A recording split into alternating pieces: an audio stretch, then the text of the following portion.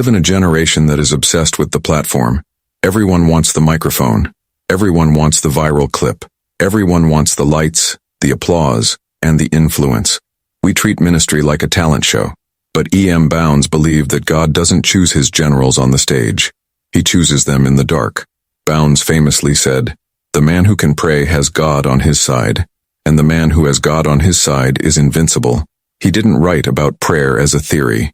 He wrote as a man who had the scars on his knees to prove it. He believed that the secret place, when the prayer closet, is actually an audition room. It is where God tests your integrity. It is where he checks to see if you are real, or if you are just an actor playing a role.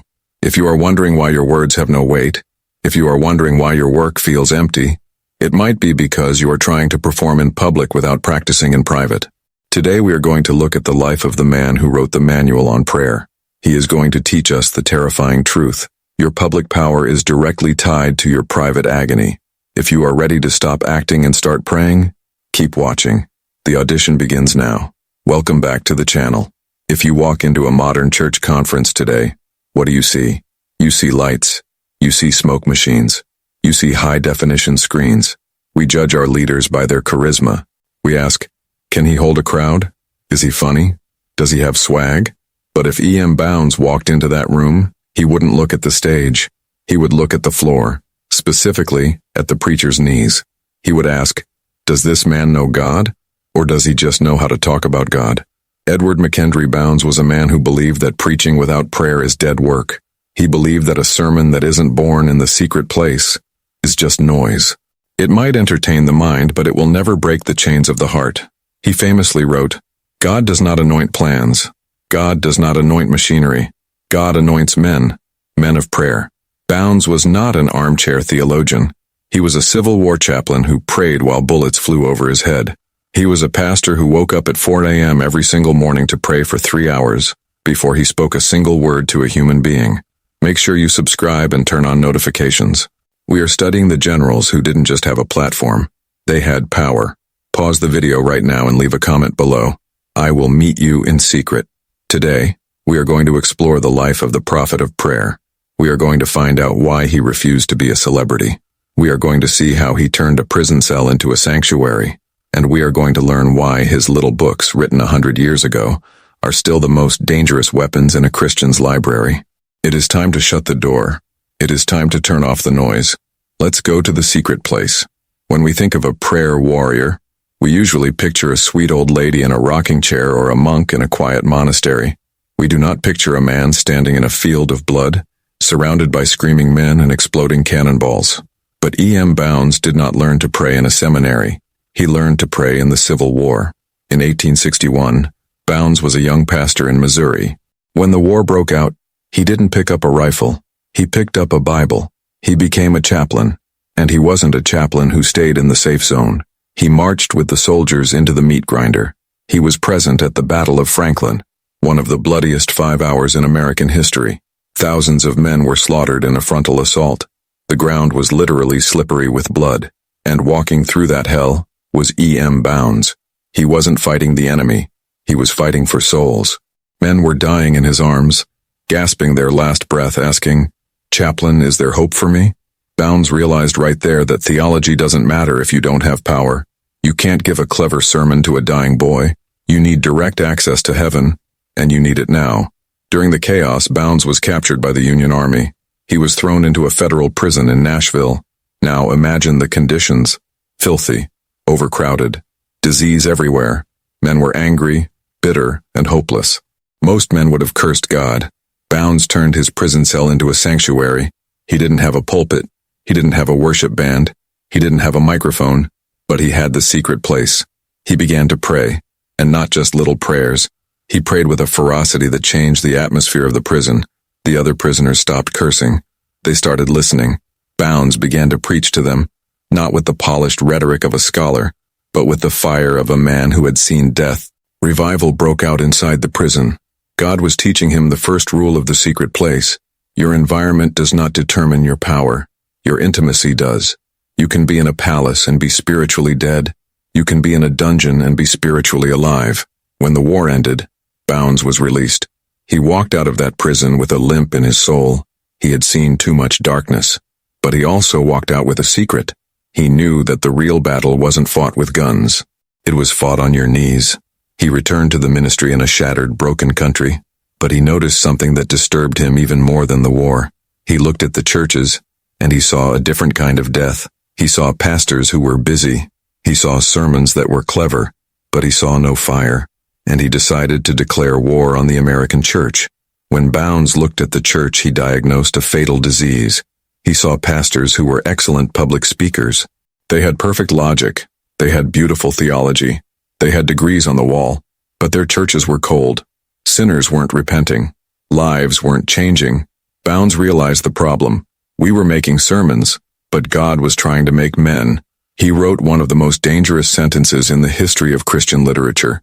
The sermon cannot rise in its life-giving forces above the man. Dead men give dead sermons, and dead sermons kill. Bounds believed that you cannot separate the message from the messenger.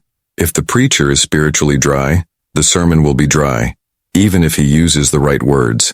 It is like trying to pour water from an empty pitcher. You can tip it over, you can shake it, but nothing wet is going to come out. So E.M. Bounds decided to prioritize the man over the manuscript. He established a routine that became legendary. He didn't wake up to write. He didn't wake up to study Greek or Hebrew. He woke up at 4 a.m. for one purpose: to soak his soul in God. He believed that the first 3 hours of the day belonged to heaven. From 4 a.m. to 7 a.m. no one could speak to him. He wouldn't look at a newspaper. He wouldn't eat breakfast. He would stay in his room until he felt the touch of God. He famously said, "He who fritters away the early morning, its opportunity and freshness, in other pursuits than seeking God will make poor headway seeking him the rest of the day." Bounds wasn't preparing a sermon during this time. He was marinating himself. He believed that when he finally stood in the pulpit, the people shouldn't just hear his voice. They should feel the heat of the fire he had been standing next to all morning. He challenged the pastors of his day. You are spending 20 hours a week working on your sermon notes and 20 minutes a week working on your heart. That is why you are failing. He taught that the secret place was the dark room where the image of Christ is developed in us. If you expose the film to the light of the public too soon, the image is ruined. You have to stay in the dark long enough for the character to set. But Bounds wasn't just a mystic living in a cave. He was about to prove that this prayer power had a terrifyingly real effect on the physical world. Because when a man who spends 3 hours with God walks into a town, the town doesn't stay the same.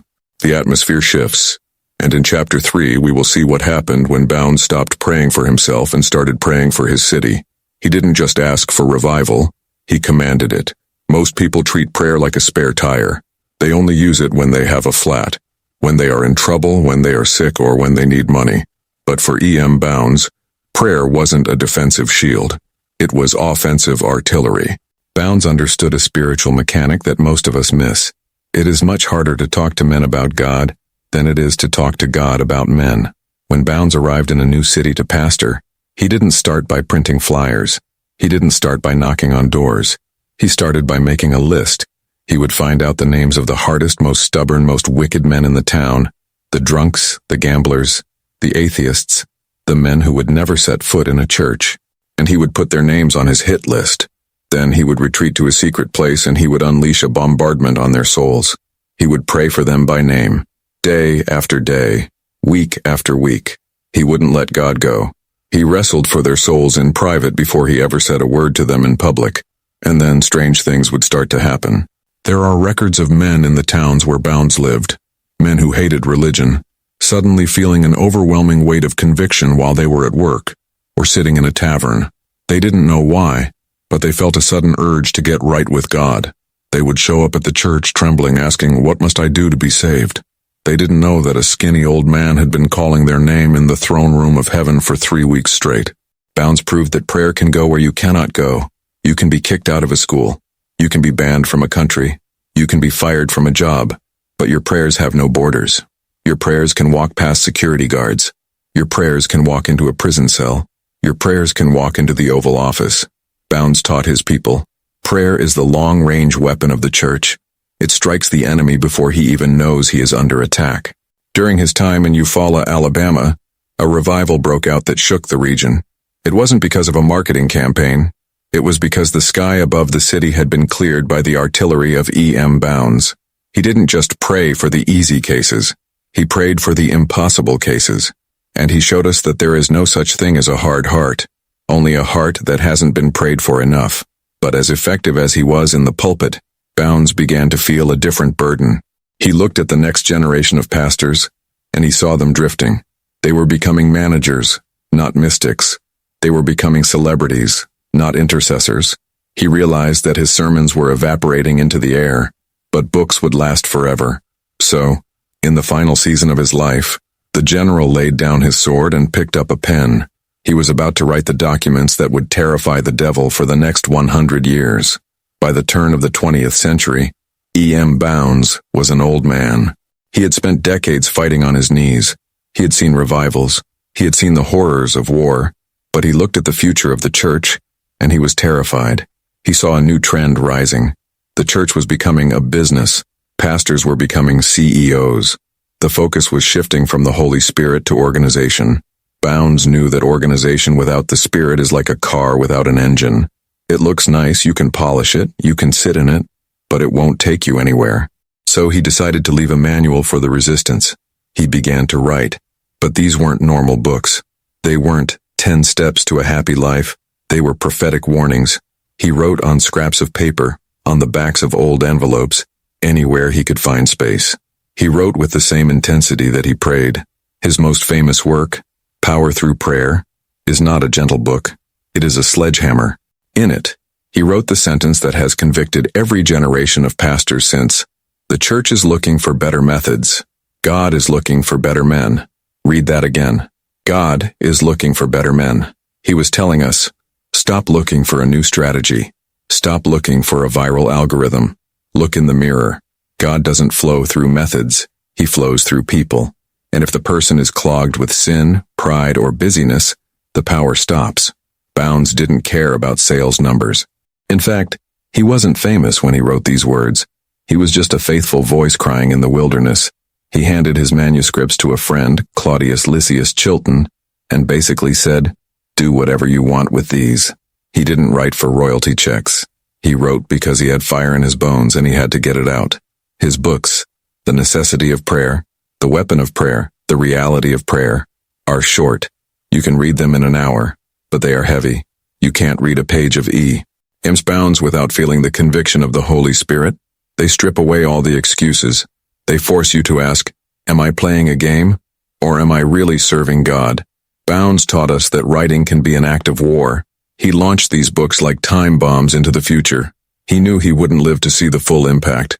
But he knew that 100 years later, a burned-out pastor or a tired believer would pick up his book and get hit by the lightning of God. And he was right. Today, the big celebrity pastors of the 1900s are mostly forgotten. Their methods are obsolete. But E.M. Bounds is still on the shelf. His words are still burning. But the general was now reaching the end of his watch. He had fought the Civil War. He had fought the spiritual war. He had written the manual. Now it was time to go home. But Bounds didn't just die. He showed us that for a man of prayer, death is not an exit. It is a promotion. On August 24, 1913, in Washington, Georgia, the prayer meeting finally moved location. It moved from a small room on earth to the throne room of heaven. E.M. Bounds was 77 years old. He didn't die with a massive bank account. He didn't die as a celebrity on the cover of magazines. To the world, he was just a humble, retired pastor who spent a lot of time on his knees. But in the spiritual realm, a general was coming home. He died as he lived, quietly, but powerfully. He didn't need a long, dramatic deathbed speech. He had been speaking to God for 4 a.m. to 7 a.m. every day for 50 years. He had nothing left to say, because he had already said it all.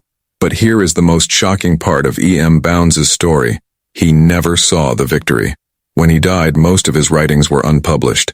He had spent years pouring his soul onto paper, warning the church, pleading for revival. And when they lowered his coffin into the ground, it looked like those words were buried with him. But God doesn't waste the prayers of his saints. After he died, his friends, specifically a man named Homer W. Hodge, took those scraps of paper, those backs of envelopes and those manuscripts. They realized they were holding dynamite. They began to publish them. And suddenly, the voice of the dead general began to speak louder than the voice of the living. In the 1920s, the 1950s, the 1990s, and right now in 2025.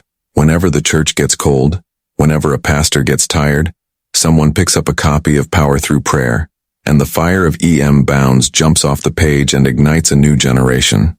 He proves the spiritual law. He who sows in the secret place reaps in eternity. Bounds taught us that true influence isn't about how many likes you get today. It is about how much truth you plant for tomorrow. He didn't build a building that would crumble. He built a legacy that is fireproof. We have walked through the lives of the generals. We saw the discipline of Wesley. We saw the boldness of Moody. We saw the agony of Bounds. They were all different men, from different times, but they all had one thing in common. They refused to be average. They refused to play church. They refused to let the culture dictate their Christianity. E.M. Bounds leaves us with a terrifying question. If God answered every prayer you prayed this week, would anything in the world change? Or just your own life? Are you praying for the kingdom? Or are you just praying for your comfort? I have a challenge for you. Tomorrow morning, set your alarm. Not for work. Not for the gym. Set it for an appointment with the King. Go into your room. Shut the door. And don't come out until you have touched the hem of his garment. Comment below. I am going to the secret place. And now, we have reached the end of the line. We have studied the generals who fought with the Bible, but now we must meet the man who gave us the Bible. He is the father of the English Reformation. He is the spy. He is the smuggler. He is the man who was strangled and burned at the stake so that you could hold the word of God in your hands today.